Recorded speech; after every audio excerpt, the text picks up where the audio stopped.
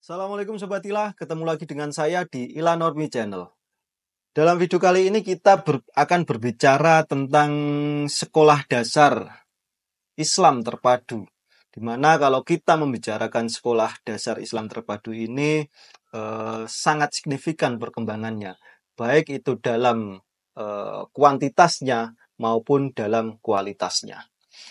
Ada satu data tercatat bahwasanya di tahun 2003 menyebutkan bahwasanya ada lebih 3.500 lebih lembaga pendidikan Islam yang berada di bawah naungan jaringan sekolah Islam terpadu Indonesia. Dari peningkatan yang signifikan ini, masyarakat terbagi menjadi dua kelompok. Ada yang berpandangan bahwasanya adanya sekolah dasar Islam terpadu ini hanya akal-akalan sebuah lembaga untuk mengkapitalisasi atau hanya meraup keuntungan di dalam lembaga tersebut yang mengatasnamakan pendidikan. Ada juga yang berpendapat bahwasanya adanya lembaga pendidikan Islam ini atau lembaga pendidikan Islam terpadu ini itu menjawab keresahan para orang tua. Keresahan yang bagaimana tidak dapat dipungkiri bahwasanya akhir-akhir ini moral anak-anak Indonesia terutama itu menurun sekali. Sehingga dengan adanya sekolah yang berbasis Islam ini, menurut orang tua yang setuju, itu menjawab kekhawatiran tersebut, dapat menanggulangi kemerosotan moral tersebut. Kira-kira apakah benar lembaga pendidikan Islam terpadu ini hanya akan menjadi kapitalisasi lembaga pendidikan yang meraup keuntungan sebesar-besarnya, dan sejauh mana lembaga pendidikan Islam terpadu ini dapat mencetak karakter siswa. Oke Sobat Ilah, ikuti terus video kali ini sampai tuntas dan kita diskusi bersama.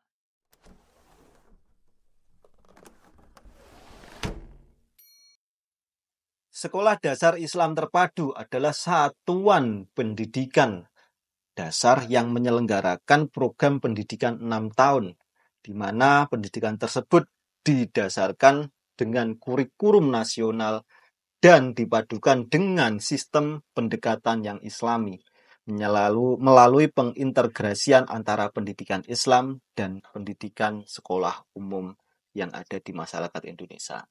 Dalam pembelajaran ini, di dalam kelasnya didukung oleh program-program pembiasaan yang didasarkan kepada nilai-nilai Al-Quran dan As-Sunnah dengan pemahaman yang sahih tentunya. Para siswa di dalam lembaga pendidikan Islam ini atau SDIT ini diajarkan adab-adab yang islami, baik dalam bergaul sama siswa maupun guru, orang tua ataupun masyarakat. Di sini peserta didik juga dibiasakan dengan pakaian yang sopan menurut Islam. Tentunya kalau cewek menutup aurat, pakai hijab dan lain sebagainya. Dan dibiasakan menginternalisasikan nilai-nilai agama di dalam kehidupan sehari-hari. Bahkan sekolah dasar Islam terpadu ini mengklaim bahwasanya penyelenggaraan pendidikan yang ada di dalam lembaga itu mendapatkan pendidikan agama yang sangat kuat. Yang kedua, pendidikan karakter yang sangat kuat. Yang ketiga, kurikulum yang terintegritas, yaitu antara kurikulum umum sama kurikulum yang Islami tersebut. Fasilitas yang memadai dan tenaga pendidik yang berkualitas. Dari klaim-klaim tersebut tentunya sangat dibutuhkan banyak sekali biaya untuk menunjang atau dapat terselenggaranya proses pembelajaran tersebut. Sehingga pembiayaan tersebut, karena namanya sekolah swasta, pembiayaan untuk menunjang semua program-program yang ada di sekolah dasar Islam terpadu tersebut dibebankan kepada wali murid. Maka dari situ pendidikan yang ada di dalam sekolah dasar Islam yang terpadu ini secara otomatis akan menjadi mahal untuk biayanya. Di sisi lain ada yang memanfaatkan. Jadi ada salah satu sekolah Islam, ada juga yang cuma memanfaatkan slogan-slogan Islam untuk menggait sebanyak-banyaknya siswa. Dari dapat menggaitnya banyaknya siswa, sekolahan tersebut hanya akan mendapatkan keuntungan saja. Di sini yang masyarakat yang berpikiran bahwasanya ada dugaan kapitalisasi pendidikan itu karena adanya sekolahan-sekolahan yang berbasis Islam yang berperilaku seperti tersebut yang saya sebutkan tadi, karena hanya mementingkan kuantitas saja tanpa memperdulikan kualitas. Pengalaman saya dulu waktu masih mengajar di salah satu sekolah swasta yang berada di Kota Malang. Pada waktu itu saya berdebat dengan kepala sekolah. Bahwasanya pada waktu itu ada satu kasus murid yang dimana murid tersebut sudah tidak masuk lama sekali. Sehingga saya sama kepala sekolah tersebut ditugaskan untuk menjemput atau menghampiri murid tersebut agar mau masuk sekolah.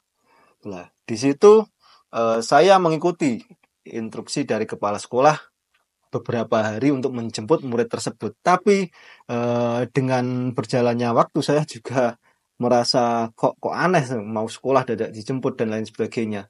Nah, di sini saya protes kepada kepala sekolah swasta tersebut. Saya bilang begini, "Loh Pak, ini kalau memang mau niat sekolah kenapa harus diperlakukan istimewa secara ini?" Apa jawabannya kepala tersebut?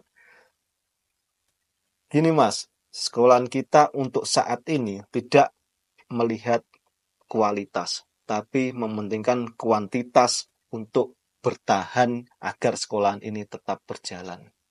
Dari sini, siswa tersebut seperti sapi perah yang hanya diperah eh, proses pembiayaannya tersebut untuk mencukupi pembelajaran yang ada di sekolahan tersebut. Dalam membentuk karakter terhadap siswa, memang sekolah dasar Islam terpadu ini menjadi salah satu pilihan orang tua untuk memasukkan anaknya ke sekolah tersebut agar karakternya kuat, kuat berbasis di dalam agama.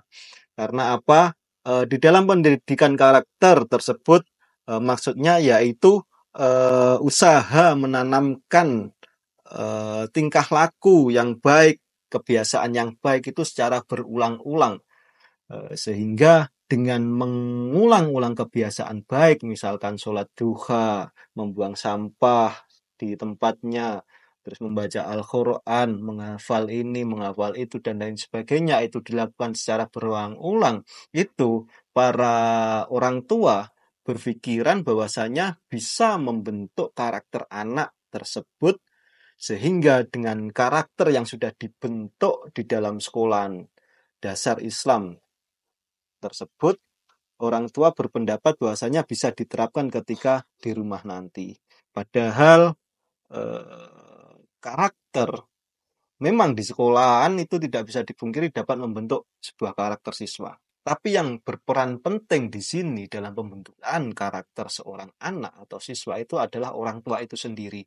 Karena apa? Waktu yang menjawab, maksudnya waktu yang menjawab itu waktu berapa banyaknya anak tersebut berada di sekolah dan berapa banyaknya waktu anak tersebut ketemu dengan orang tuanya itu yang akan menjawab. Karena apa?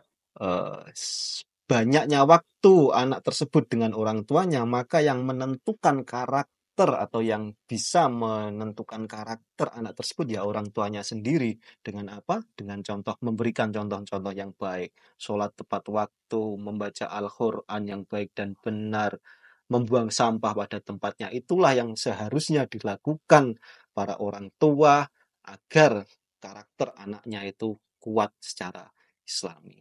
Sehingga menurut saya pribadi memasukkan anak ke lembaga pendidikan Islam terpadu bukan salah satu solusi saja untuk mempunyai anak yang berkarakter, karena karakter itu sendiri bisa dibentuk dari perilaku orang tua itu sendiri. Oke Sobat Ila, memasukkan anak di dalam sebuah lembaga sekolah dasar Islam terpadu memanglah baik dan menjadi salah satu solusi agar anak tersebut mempunyai karakter yang kuat berdasarkan agama Islam secara Islami. Namun perlu diingat juga bahwasannya di dalam proses belajar pembelajarannya dalam menggerakkan sistem yang berlaku di pendidikan Islam yang terpadu tersebut juga membutuhkan pembiayaan yang sangat besar, di mana pembiayaan tersebut didasarkan pada orang tua siswa masing-masing. Sehingga dari sini pesan saya untuk semua orang tua, bijaklah dalam memilihkan sekolah anaknya. Jangan hanya ikut-ikutan, sekolah ini baik ikut ke sana, sekolah ini baik ikut ke situ. Jangan. Jadi telaah dulu sekolah mana yang baik untuk anak kita dan sesuai kemampuan budget kita, keuangan kita, sehingga anak nanti tidak akan menjadi korban. Dia tidak dipaksa masuk sekolah ini dengan keinginan ego orang tuanya. Dan di sisi lain ketika nanti keuangannya tidak cukup, anak tersebut akan putus sekolah gara-gara ego orang tuanya memasukkan ke sekolah tersebut. Oke Sobat Ilah, demikian dari saya. Semoga bermanfaat. Assalamualaikum warahmatullahi wabarakatuh. Waalaikumsalam.